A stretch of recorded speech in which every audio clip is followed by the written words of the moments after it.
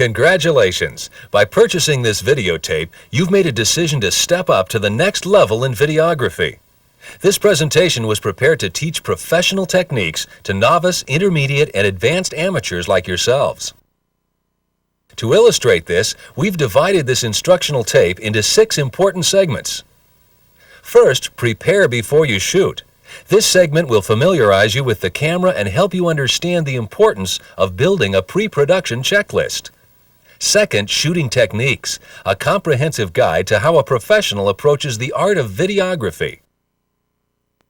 Third, the elements of storytelling, understanding how to visually build scenes, then using these techniques to tell a story. Fourth, creative shooting, adding inventive and imaginative elements to your shooting repertoire.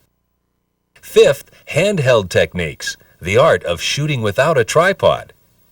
And sixth, pro tips, inside information that'll enhance your shooting and production skills. Your instructor for this series is 15-year network videographer Rodney McMahon. Mr. McMahon is a member of all 3 camera unions, IBEW, the International Photographers Guild, and NABET. He's traveled the world working for various news organizations like 60 Minutes, ABC and CBS News, and has filmed or videoed many prestigious events, such as the Super Bowl, the NBA All-Star Game, the Academy Awards, the Grammys, the MTV Music Awards, and he's also the personal documentary cameraman for superstar Michael Jackson. Welcome to Secrets of the Professional Videographer. On this tape, I'll share my 15 years of experience to help you become a better videographer.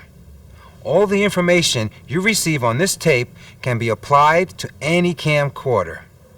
Our first segment, prepare before you shoot. It's essential to build a pre-production checklist. It can prevent or eliminate unnecessary setbacks that might occur during the production. When shooting in the field, batteries are your primary source of power. So how do you determine if your battery has retained its charge? Write down your battery's last charge date on a piece of gaffer's tape. Tear off the tape and place it over the battery terminals. It'll serve as a quick and easy reminder of your battery's status, and will also protect them from coming into contact with metal and inadvertently discharging. The next point of concern is the lens. Check the surface of your lens and make sure it's free of dust, dirt, spots, and fingerprints. Always keep lens cleaner and tissue handy for this purpose.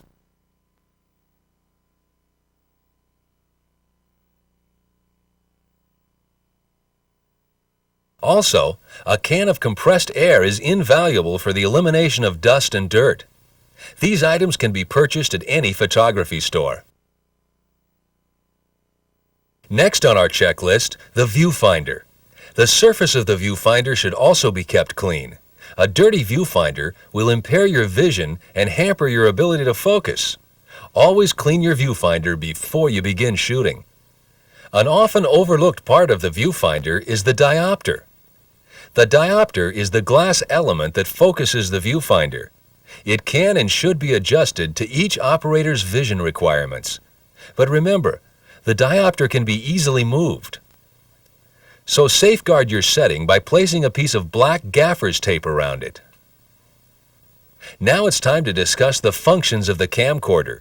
The camcorder operation mode can be placed in either the manual or automatic setting. When the camera is set in the automatic mode, all exposure, focusing, and white balancing are done internally. Although this is a convenient feature, we strongly suggest the manual setting. It allows you to readily adjust your camera to ever-changing photographic conditions. Again, to safeguard your camera settings, cover them with a piece of gaffer's tape. This diminishes the amount of things that can go wrong and slow down production. Next up, focusing. It's essential to use the manual focus because it's impossible to execute many of the techniques on this tape in the automatic mode. Also, exposure settings should be set to manual. This ensures against fluctuating exposures on your video. This first shot is an example of using the automatic mode. And now in this shot, we're using the manual mode.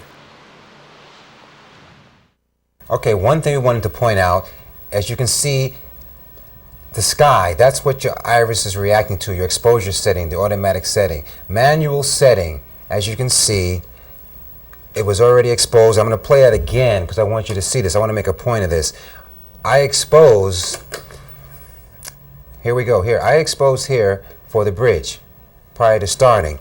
So what I want you guys to do, you have to use your manual iris setting, your manual exposure setting. It's very important. This will always come up. For professionals, for novice, you will always have a problem when you have too much sky or something that's brighter in your background than your foreground. To compensate, you need to use your manual setting. That way you can adjust the setting. You can make the minor adjustments to get a proper exposure. Camcorders also have an important function known as white balancing, which can also be set manually or automatically. White balancing is used to obtain a natural color balance for recordings. Setting your white balance manually enables you to maintain the truest colors possible in any situation. Now, this brings us to audio. In the hectic pace of video production, audio can often be overlooked. So to ensure your microphone is connected properly, tap the mic and make sure your meters move. Also, since most camcorders are not set up to monitor the sound you're recording, it's very important to purchase an earpiece. It's the only way you'll positively know you're recording sound without stopping and playing back.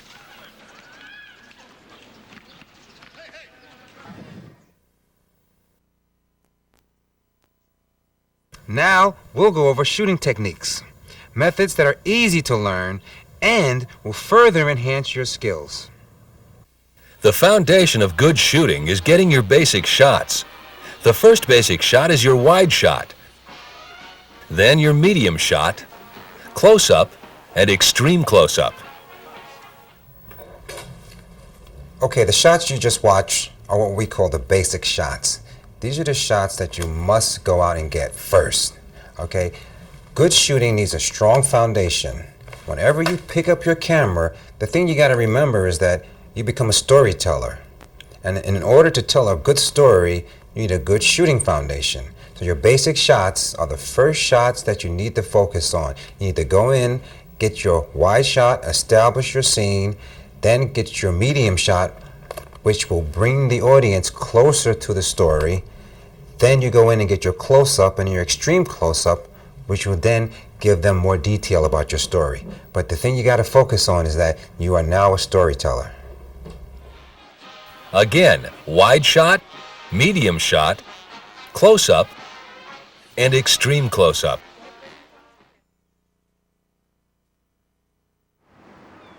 A shot should have a beginning, a middle, and an end. The beginning is when you frame your subject and hold the camera steady. The middle is the action. The shot is completed when the action ends and a few seconds of pad are added to the end of the shot. The thing we're trying to point out here, every shot is important. And that's how you have to approach it. Every shot has its own importance. So you have to take your time. Try not to rush when you shoot. If you're in a place that you may not go to again, like in this case, New York City, you want to bring home that beautiful shot, right? But what you have to do is make sure that you take your time, get the beginning of that shot, get the middle of that shot, and put an ending on that shot. Most of the things that you do shoot will have to be put together in some form or fashion. Some type of editing will be used, and it's what we call assemble editing. So what you will do is assemble this at a later date. Even if it's just your camcorder and your VCR, but you will assemble these shots. And so what you want to do is make sure you have a beginning, a middle, and an end to your shot. And every shot is important. When shooting outdoors, it's important to leave as little to chance as possible. Accordingly, controlling your environment is key to successful outdoor shooting. The best times to shoot are sunrise, early morning, late afternoon, and sunset. Shaded areas will also give your subjects an even wash of light. But the perfect time to take advantage of natural light is 1 hour before sunset. This is known in the business as golden hour, for its warm golden light. Every professional relishes this time of day.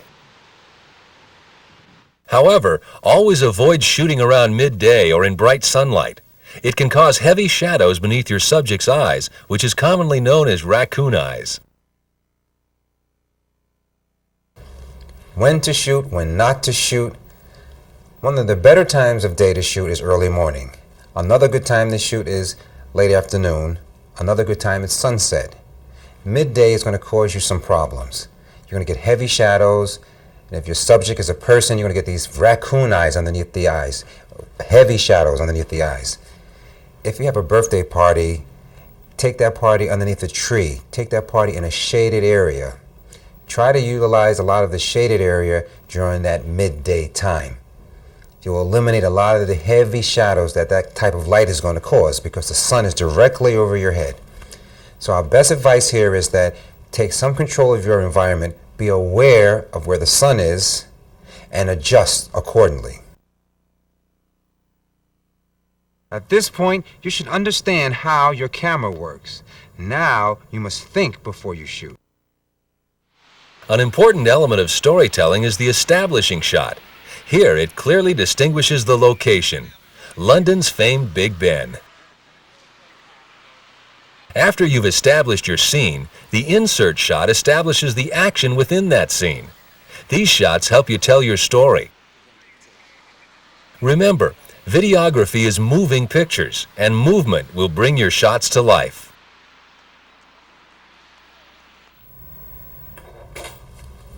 Storytelling involves using your basics.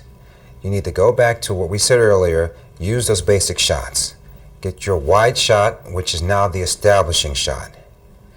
You want to get that establishing shot, and remember, you're shooting for an audience. So the establishing shot shows the audience where they are, what's going on.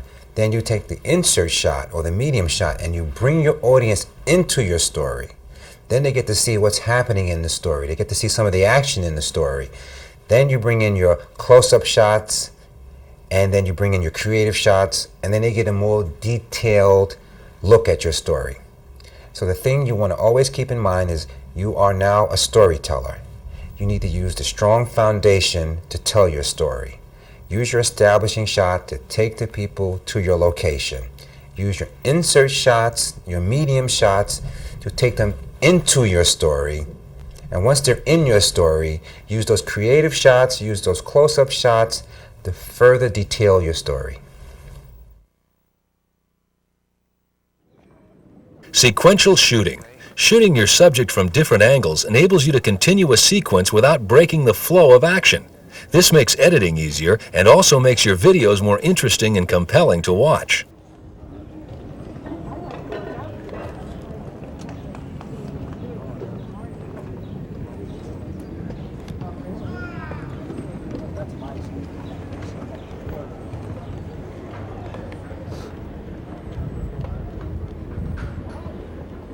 Cutaways allow you to break away from the main action without disrupting the flow of the story.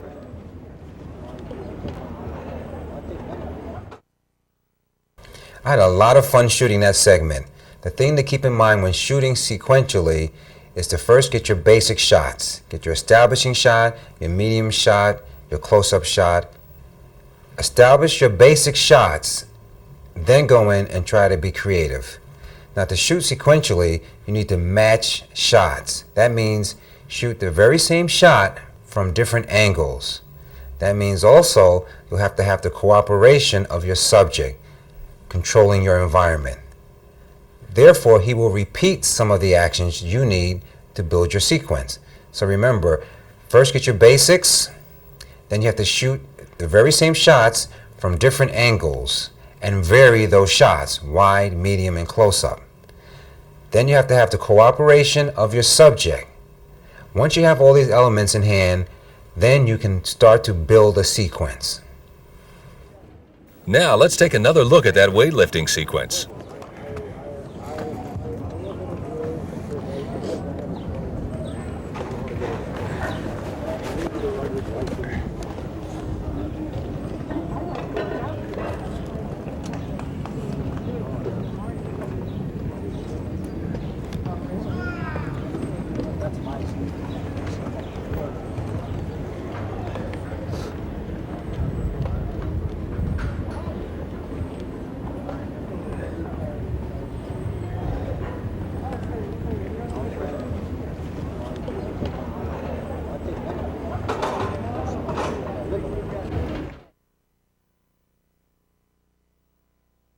In our next segment, we'll teach you how to execute a variety of creative shots used every day by professional videographers. Rack focus is when you shift focus from a subject in the foreground to a subject in the background.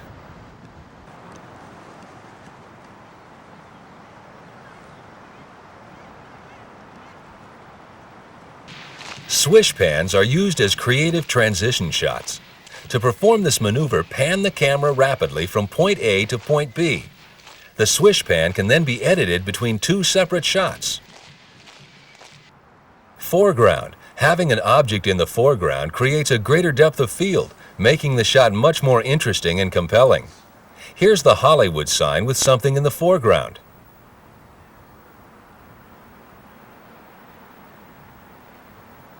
And now, the same shot with nothing in the foreground. As you can see, it makes a drastic difference. Now let's take another look at foreground shooting.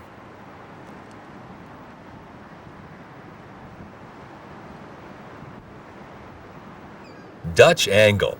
Angling the camera askew will produce an unconventional look to your subject matter. This will give your video that hip MTV look.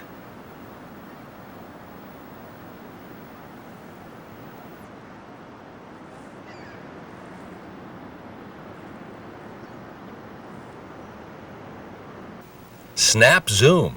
Instead of using the automatic zoom control, quickly zoom in and out manually to execute a snap zoom. Macro. On most cameras, you must be 2 to 3 feet away from your subject to retain a focus. But by utilizing the macro function, it enables you to clearly focus inches away from your subject. High shots give you an elevated overview of your subject.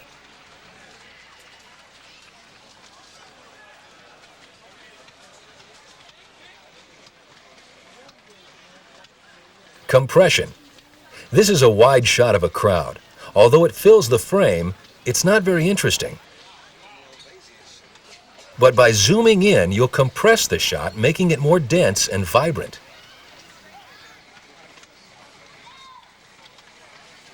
A low-angle shot changes the perspective of your viewer, making the subject matter seem more powerful and dominating. Continuous shot is when one shot continues and incorporates a variety of others in a long, continuous shot. This technique is important when shooting live action, such as this London parade, and your movement is restricted.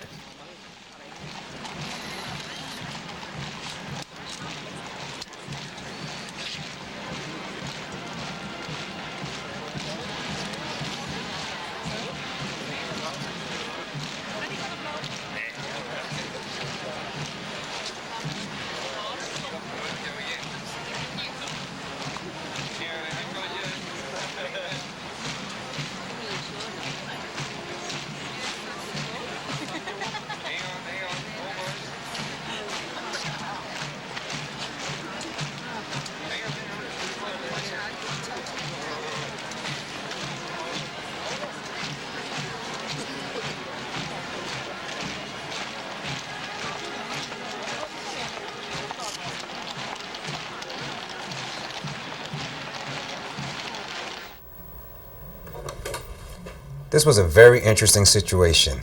I was locked in one position, I was in London, and I wanted to tell the story of the Queen's Guards. The best way I could tell that story was to use a continuous shot. As we said earlier, it incorporates varied shots so you can tell your story.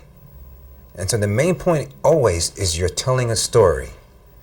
Now if you use a continuous shot in this case, I'm able to take my establishing shot, take my medium shot, in other words, establish it, go into the story, bring the audience into the story, let them see what's happening in the story, then go for my close-up, my extreme close-ups, to further detail the story. So in this particular case, the best thing to do was to use the continuous shot. Remember, shooting is going to involve a lot of problem solving. And the best way to solve a lot of these problems is to be equipped with the techniques that you need so you can have them in your mind, and you know when the case comes up, and it's always case by case. So when the case comes up, you know how to react to it. As you can see, this sequence incorporates a wide shot.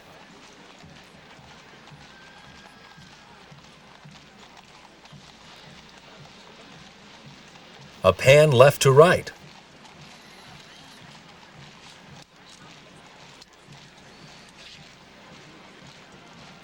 A zoom in to a medium shot of marching feet. A tilt up to a medium shot.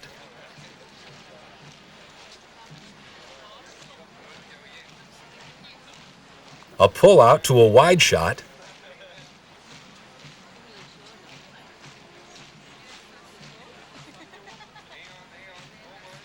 A push in to a medium shot. Tilt down to another medium shot. And finally, a tilt up and pull out to a wide shot.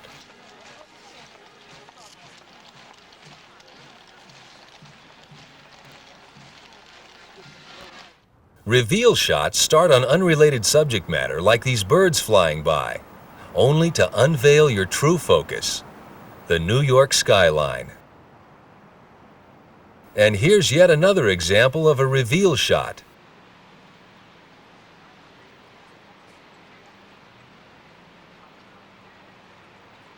The Tower Bridge of London.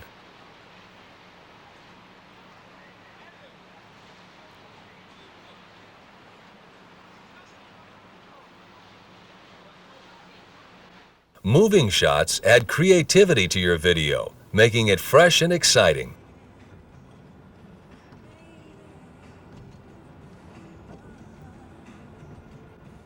Backpedaling.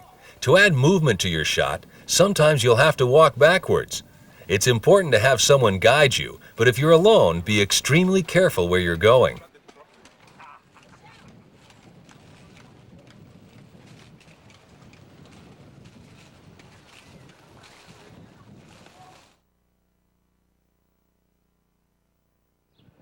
There are various ways of shooting without a tripod. One is to place the camera on the ground. This will give you a steady, stable shot.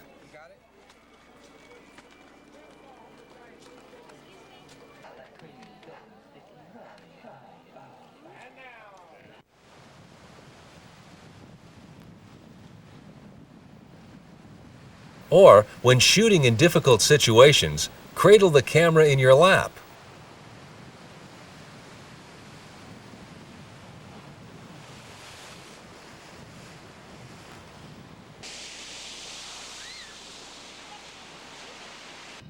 And yet another technique is for the shooter to become a human tripod.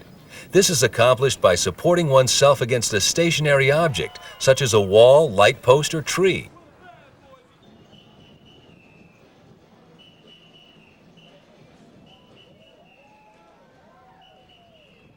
And finally, you can place your elbows comfortably on a table or chair and use them to support your camera.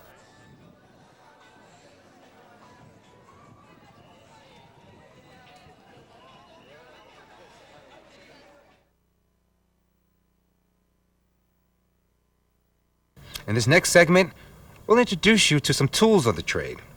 These are simple items that I use professionally every day. First, make a small white card for white balancing. Foam core is excellent because it's sturdy, but any similar material will do just as well. Keep this card with you at all times. It'll save you in a jam.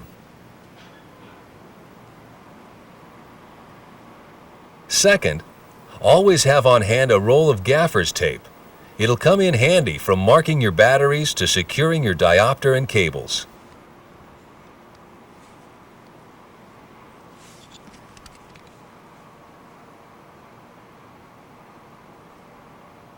Third, carry a mini flashlight with you for those times when a work light is unavailable.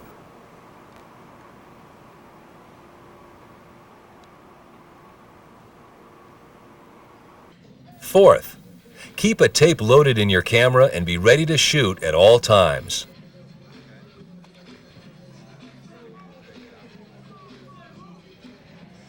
Fifth, Velcro ties are great to secure cables and all sorts of miscellaneous equipment. When everything is neatly tied and secured in your cases, it's much easier to find what you're looking for. Sixth, the use of a small stepladder can be used to obtain a variety of shooting positions, such as over-the-crowd shots.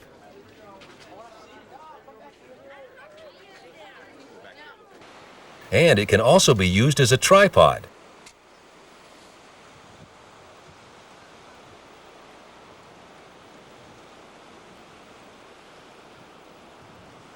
And seventh, when you're not shooting, transport your equipment by using a hard case.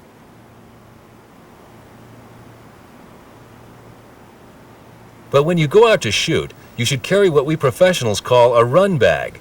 It can be a waist bag, as you see here, or any other bag that allows your hands to be free.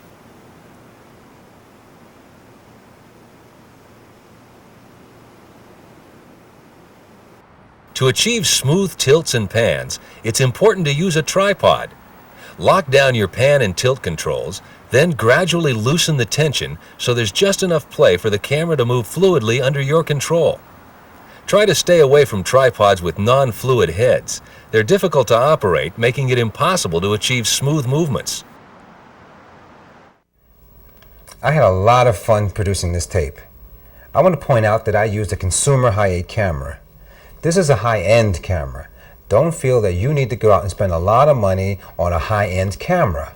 We've displayed other camcorders that are out on the market. We did that to illustrate the point that there are many camcorders out there, and most of these cameras can achieve the same results as this camera. The thing you should focus on is becoming a better videographer, and to do that, you should start at the beginning. Pre-production. Prepare your camera to shoot. Personalize your camera and make your camera more user-friendly. Also, make sure that you use a pre-production checklist. That way you don't forget any of the camera equipment you need for your production. Once you've done that, then you settle in and then you start getting into the shooting techniques. And you want to start with the basics, the foundation, which is your establishing shot, your medium shot, your close-up shot, and your extreme close-up shot. That's the beginning of storytelling. Once you have the basic elements of storytelling, then you can go in and further detail the story by using the other shooting techniques. The elements of storytelling and creative shots, the continuous shot, sequential shooting. These are all the different elements of storytelling. So once you've established the basics, then you want to go in and detail the story by using the other elements of storytelling. Now remember, to become a good videographer, it doesn't happen overnight. It takes a lot of time, it takes a lot of patience, and it takes a lot of practice. But the main element is that you should have fun. So you should go out, enjoy yourself, and have a good time.